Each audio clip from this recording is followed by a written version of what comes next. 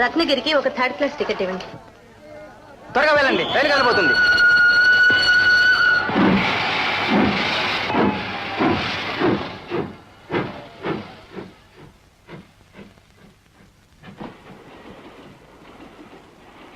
అరే, 1st class. క్షమించండి, రైలు కదిలింది, తొందరలో ఎక్కేశాను. పక్క స్టేషన్లో దిగిపోతాను. దిగిపోవడం ఎందుకు? నాది 3rd క్లాస్ టికెట్. ఏదో ఒకటి, టికెట్ అంటూ ఉంది కదా, పర్వాలేదు. అసలు టికెటే లేకుండా ప్రయాణం చేయడం ఇప్పుడు ఫ్యాషన్. నిలబడ్డారే, రండి కూర్చోండి.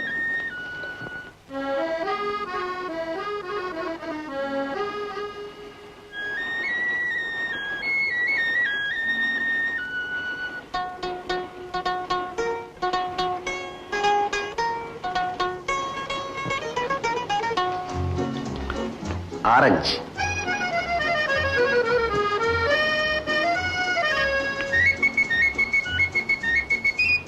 ద్రాక్ష పళ్ళు తీసుకుంటారా? వద్దండి, నాకు అసలే గొంతు మంటగా ఉంది. ఇవి పుల్లగా ఉండవండి, చాలా తీయగా ఉంటాయి. తీసుకోండి.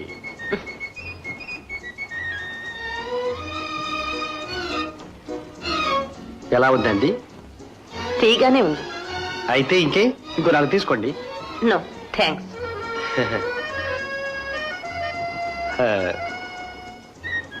మీ ప్రయాణం ఎందాకా? రత్నగిరి. అయితే చివరిదాకా నాకు తోడుంటారన్నమాట. నేను రత్నగిరే వెళ్తున్నాను. రత్నగిరిలో ఎవరింటికి? రాజాగారి దివాణానికి. ఓ, రాజాగారి దివాణానికే? ఏ, రాజాగారి పేరు చెప్పగానే ఉలికి పడ్డారు, ఎందుకంత భయం? భయం కాదు, గౌరవం. మా నాన్న రాజాగారి ఎస్టేట్లో రైతు. నేను టీచర్ ట్రైనింగ్ పాస్ అయి వస్తున్నాను. నా చదువుకి రాజాగారే సహాయం చేశారు.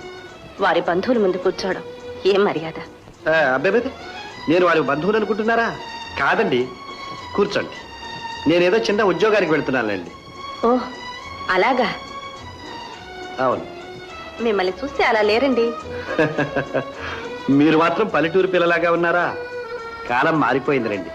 ఇప్పుడు వేషాన్ని బట్టి మనిషి అంతస్తు కనిపెట్టడం కష్టం. మీకు అక్కడ ఏం ఉద్యోగం? నేనా?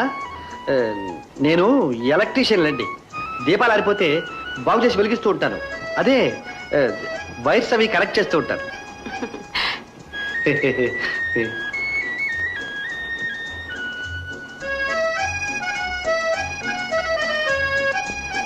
ఇదిగో తీసుకోండి.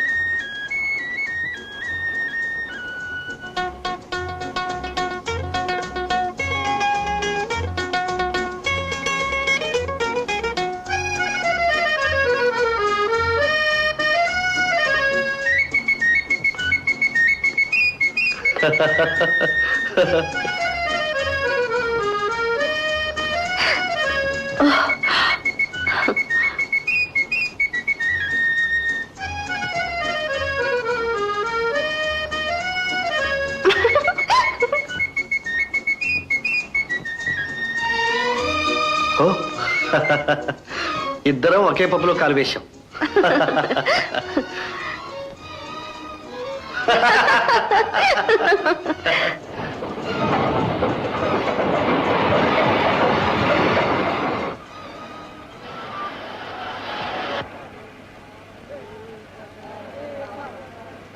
ఏమండి? ఏమిటండి? ఒక్క మాట. ఏమిటది? నాకు చిన్న సహాయం చేస్తారా? సహాయమా? ఏమిటి? అంత పెద్ద విషయం ఏం కాదనుకోండి, అయినా మీరు చేస్తానంటే చెప్తాను. చేస్తాను, చెప్పండి. మీరు ఈ యాపిల్స్ తీసుకోవాలండి. థ్యాంక్స్ అండి. ఏమండి, నాకు చిన్న సహాయం చేస్తారా? నేనా? తప్పకుండా, చెప్పండి. అంత పెద్ద విషయం ఏం కాదనుకోండి, ఇందులో ఒక యాపిల్ మీరు తీసుకోండి. థ్యాంక్స్. ఏమండి, మళ్ళీ దర్శనం ఎప్పుడు? రైల్లో పరిచయాలు రైల్లోనే మర్చిపోవడం మంచిది. అంతేనా? సినిబాబు గారు, సినిబాబు గారు. రంగా. అయ్యా దండాలి బాబు.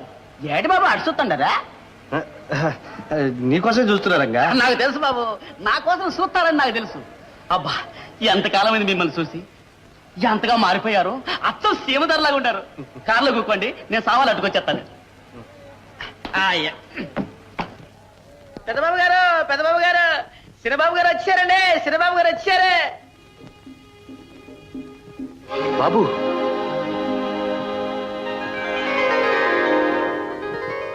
కులాసాగా ఉన్నావు నాయన.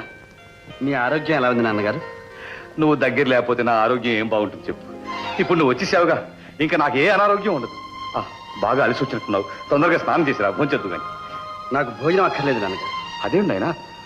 నా ఆకలంతా రైల్లోనే ఎగిరిపోయింది.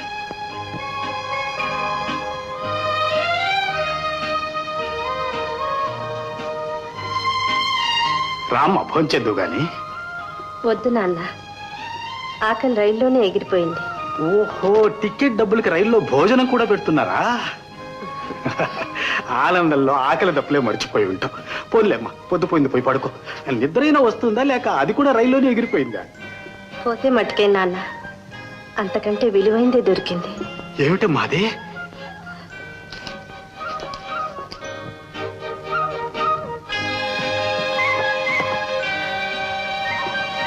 ఇది నాన్న నా టీచర్ ట్రైనింగ్ సర్టిఫికేట్, చూడు.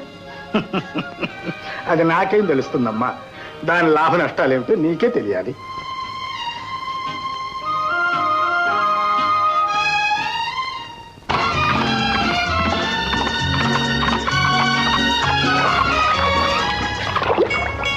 ఓ, మీరా?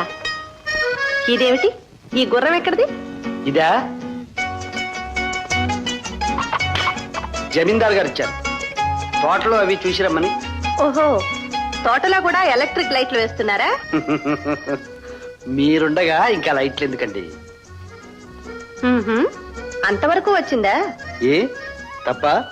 తప్పు కదూ మరి. నా ఊరు, పేరు, కులం, గోత్రం తెలియకుండా ఇలా నాతో మాట్లాడడం తొందరపాటు కదూ. ఏమండి ఏమండి, మనసు మనసు కలిసిన తర్వాత ఈ కులాలు గోత్రాలు అడ్డం రావు. వాటిల్లో నాకు అసలు నమ్మకమే లేదు. ఇప్పుడు అలాగే అంటారు, నిజం తెలిసాక బాధపడతారు. మా నాన్న ఒక పేద రైతు, ఏ నేరం చేయకుండానే ఒకసారి జైలుకి కూడా వెళ్ళొచ్చాడు. ఓష్, అంతే కదా. జైలుకు వెళ్ళిన వాళ్ళందరూ నేరస్తులు, వెళ్ళని వాళ్ళంతా బుద్ధిమంతులు అని ఏమిటి గ్యారంటీ? ఆ, అన్నట్టు చిన్నబాబు గారు వచ్చారట కదా, వారిని చూసారా మీరు? చూశాను, నాతో మాట్లాడనే లేదు. జమీందారు బిడ్డ కదా, కాస్త గర్విష్ఠిలా ఉన్నాడు. అబ్బే కాదండి, ఆయన చాలా మంచివారట. పేద సాధనంటే ఎంతో అభిమానం అట. అట అట అంటున్నారు, మీరు ఆయన ఎప్పుడు చూడలేదా? లేదండి, మేము ఈ ఊరు వచ్చేసరికి ఆయన ఇంగ్లాండ్ వెళ్ళిపోయారు. కొడుకంటే పెద్దబాబు గారికి పంచ ప్రాణాలు. పాపం, కొడుకు దగ్గర లేడన్న దిగులుతో ఆయన ఆరోగ్యమే పాడైపోయింది. అలాగా? సర్లేండి, మనిద్దరం ఇలా ఒంటరిగా ముచ్చట్లాడటం ఎవరన్నా చూస్తే ఊరంతా ఒక్కసారి గుప్పమంటుంది. నే వస్తా. వస్తారుగా? అయితే రేపు ఇదే వేళకు ఇక్కడే కలుసుకుందాం. ఏమండోయ్, ఏమిటి మీ ఉద్దేశం? తోటలో రహస్యంగా పరామర్శతో సల్లాపలాడడానికి నేనెవరిని అనుకుంటున్నారు? మీరా? యాపిల్ యాపిల్ అనుకుంటున్నా. నా పేరు యాపిల్ కాదు, గౌరీ. ఏమండి, మీ ముఖం అంతా కోపంగా పెట్టకండి, నాకేదోలా ఉంటుంది. మీరెవరైనా ఒకటి మాత్రం ఖాయం, మీరు రేపు ఇదే వేళకు ఇదే తోటలో నన్ను కలుసుకుంటారు. ఏమిటంత గట్టి నమ్మకం? ఏమిటా? మీ కళ్ళను అడగండి, ఉరకలు వేసే మీ మనస్సును అడగండి, అందమైన ఈ ప్రకృతికే అందాన్నిచ్చే మీ అందాన్ని అడగండి. రంగనా, రంగనా, వస్తున్నా బాబు. ఏంటి బాబా? చిన్నబాబు గారు ఎక్కడరా? తోటలోకి శిఖర్ వెళ్ళారు బాబు. ఒక్కడే వెళ్ళాడా? అవును బాబు, నేను కూడా వస్తానన్నాను, వద్దు పోరా అన్నారు. అరగా చంద్రబాబు గారు. వేణు, ఏ నాన్నగారు? ఆ షికారుకి వెళితే కూడా నౌకరిని తీసుకెళ్ళకూడదు? ఎందుకు నాన్నగారు?